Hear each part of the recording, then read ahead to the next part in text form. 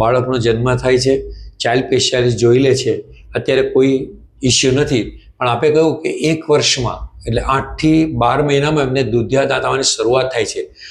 તો મા તરીકે એમને અથવા તો એવા કયા લક્ષણો પ્રગટે કે જડબામાં દાંત આવતી વડે આવી અમુક પ્રકારની તકલીફો થતી હોય અને આપના સુધી પહોંચવું જરૂરી છે અથવા તો શરૂ કરી દેવું જોઈએ? તો સર એ વિશે જરા માહિતી આપશો પ્લીઝ. હા, એ જે તમે વર્ડ યુઝ કર્યો કે જે દાંત આવવાની શરૂઆત થઈ રહી છે, એ વર્ડને કહેવાય છે ટીથિંગ. ટીથિંગ ઇઝ બેઝિકલી મોઢાની અંદર દાંત આવવાની શરૂઆત થવી. હવે જે દાંત આવી રહ્યા છે એને કારણે બેબીમાં ઘણા બધા ચેન્જીસ આવતા હોય છે. The basic thing is baby ચીડચીડું થઈ જાય, બરાબર, ડાયરિયા થઈ જાય, થોડું ફીવર આવવાની શરૂઆત થાય, દરેક વસ્તુ બાઇટ કરવા માટે જાય, દોડે કે મારે કશે વસ્તુ બાઇટ કરવી છે, તમે આંગળી કેવું કંઈ મૂકો તો બી એ બાઇટ કરે. ધીસ ઓર સાઇન્સ કે બેબીને ટીથિંગ થઈ રહ્યું છે. અને તમને જો એવું ફીલ થાય કે તમારું બેબી આ ટાઈમમાં બહુ જ અનકમ્ફર્ટેબલ ફીલ કરી રહ્યું છે તો must visit a paediatric dentist. કોઈ બી પીડિયાટ્રિક ડેન્ટિસ્ટને એકવાર એ વસ્તુ બતાવી. There are so many solution for that.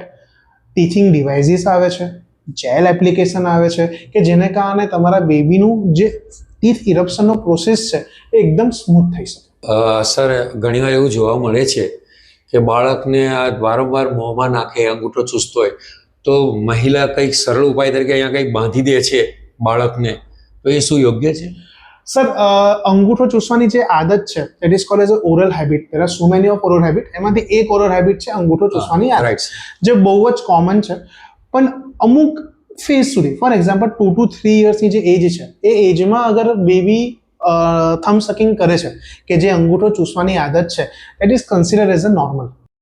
પણ આપણે જે હેબિટ રાખીએ છીએ કે જે ઘણી બધી તમે જોયું હોય કે નાના છોકરા જન્મે તરત જ ગ્લોવ્સ પહેરાવી દે, એનું રીઝન છે કે એમના જ પોતાના નાક એમને ના વાગી જાય.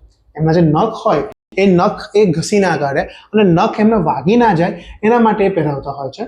અને થમ માટે ખાસ કરીને થમ ગાર્ડ કરીને વસ્તુ આવે છે, જે બી ઘણા બધા લોકો પહેરાવતા હોય છે થમ સકિંગ હેબિટને સ્ટોપ કરવા માટે, કે રોકવા માટે.